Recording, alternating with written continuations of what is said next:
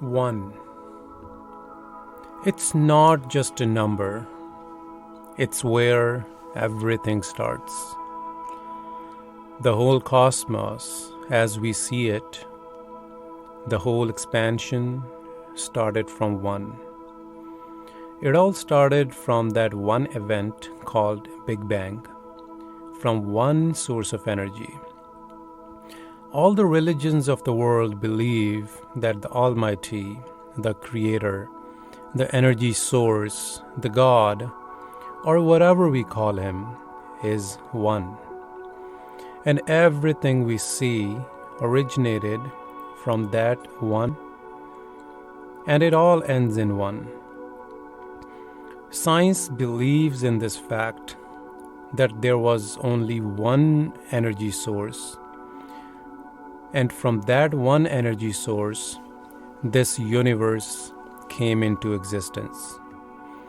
This grand celestial show, with all its complexities, with all the sounds and colors, with all the diversities of life, the dance and the journey of the elements, the exchanges of energies and matter, with all the mysteries of the universe we don't know anything about. All that started from one. And all this expansion is headed for only one destination. It's all going to end where it all started. It's not just a topic of spirituality or mere fiction.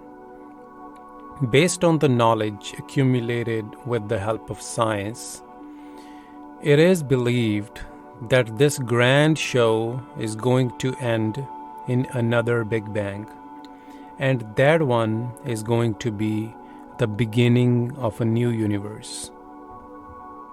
It is surprising that why and how do we ignore this question? There are an estimated billions and trillions of galaxies in the observable universe, each having billions and trillions of stars, planets, asteroids, and so many more. Some of these come close to each other during their existence and travel through the cosmos in a group and form a system like the one we have, and we call ours solar system. And there is only one planet in that system that has life. And not just one kind of life. There are approximately 8.7 million species of organisms on Earth, out of which we only know about only 1.2 million species.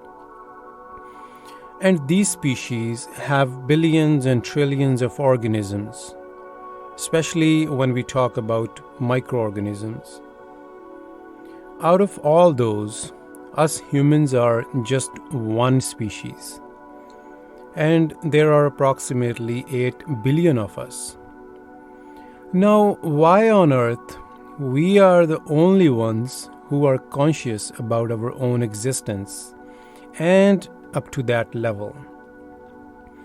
And not only that, each and every human being is conscious only about their own existence. We have no means yet that can enable us to experience someone else's consciousness. We have no means to see, to feel, to taste what other person is seeing, thinking, feeling. Doesn't matter how close that person is to us. For example, a pregnant mother cannot tell what the baby is feeling inside her belly, despite physically being attached to her.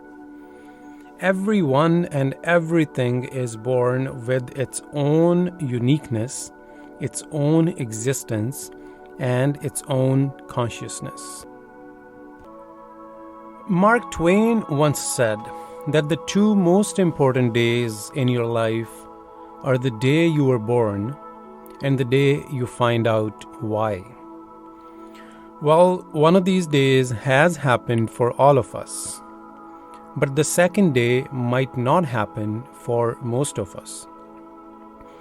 And most of the human population never comes across this question of existence ever in their lifetime. Hence, the mystery remains unsolved. Why are we here? What is the purpose we carry? Why do we exist? And why do we cease to exist one day? Where do we come from? And where do we disappear when we die? And why are we conscious about all this? Are we the only ones who are conscious? If so, why? What position do we hold in relation to this earth, the solar system, the galaxy, and the whole cosmos? Where do we exist on this enormous timescale, this immeasurable cycle we are in? We humans are the only species on planet Earth that can accumulate knowledge. We have the ability to learn and create more information that can be passed on to the next generation. This has made us the dominating power on our planet, and in our solar system at least. From all the information we have gathered so far, with all the help from the advancements in science and technology, with the knowledge of matter to the subatomic level, from the bottom of the ocean to the sun and beyond the planets, the solar system, and beyond our galaxy. All this knowledge proves that we do not know everything about matter yet. So far, we know about only 118 elements. Everything we see around us in the observable universe within our reach is made up of these 118 elements. How many atoms of one element mixing up with the atoms of other elements in different quantities, forms, environments, gives birth to this complex compound called matter. Matter that is around us, that is there to the core of the earth, and that spreads beyond the galaxies and universes. Everything we see around us, from a grain of sand to the planets and stars, from a single-cell microorganism to the blue whale, every single drop of water, the air we breathe in, the food we eat, everything that physically exists in our universe is a compound made up from these 118 elements. Human body is made up of mainly oxygen, hydrogen, nitrogen, and carbon that adds up to 99% of our mass. Our body has 60 different elements, but in trace amounts, and a slight deficiency or excess of any of these elements causes serious issues in our body. According to the laws of science, we just keep absorbing and eliminating all these elements. We do not create any of these, and all of these get returned to the universe when we die. It is just amazing that this combination of all these elements in specific quantities creates an extraordinary body we have. But we do not know yet what causes us to be conscious. A bunch of other animals who have similar bodies like us, especially apes, cannot develop consciousness like we do. Science can explain that they possess a different brain structure than ours. But what controls this development and what causes this difference, we do not know. What is that code, that program, that tells two identical seeds to grow into two totally different trees or plants? The shape, the color, the size, the function, texture, smell, taste is pre-decided and is logged in a tiny seed.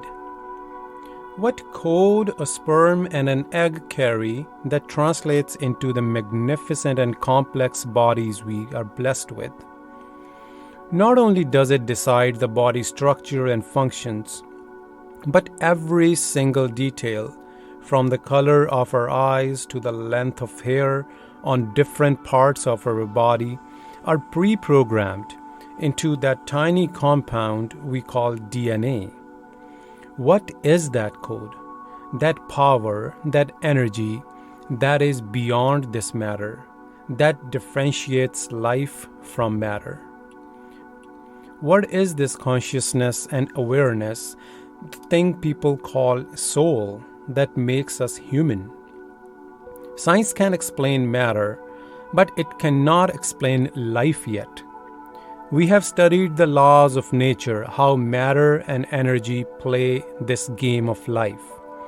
We know according to these laws, matter and energy cannot be created nor destroyed, but can be changed from one form to another.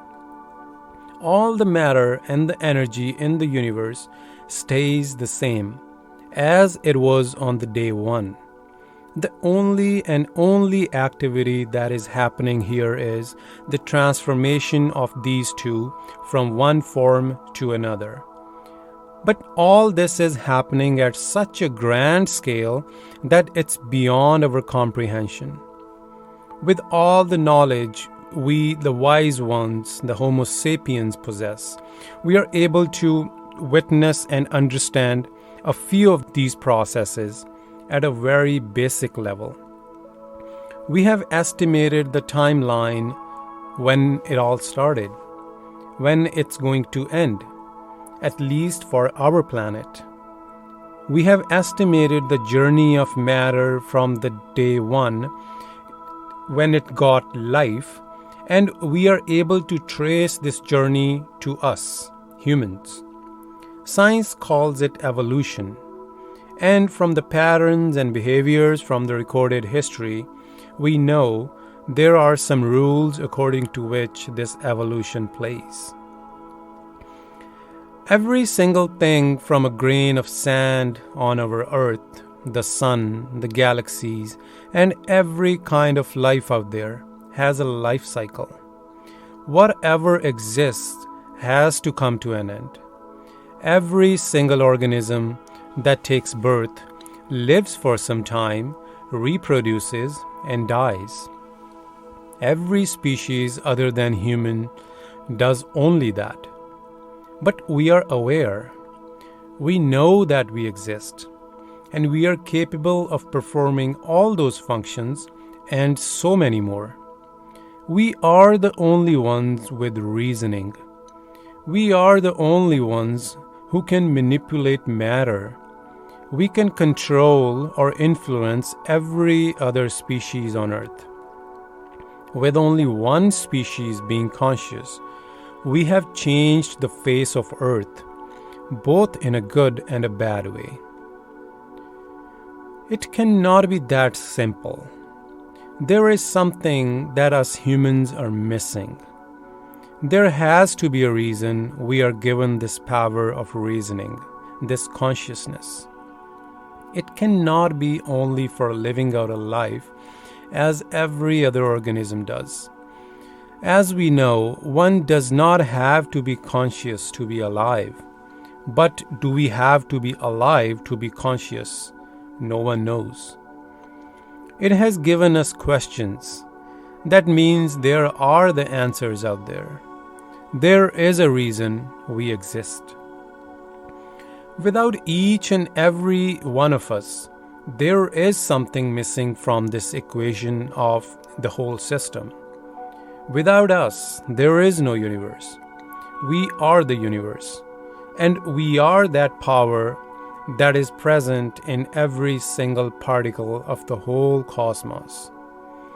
Some people who realize that, they openly said that they are God.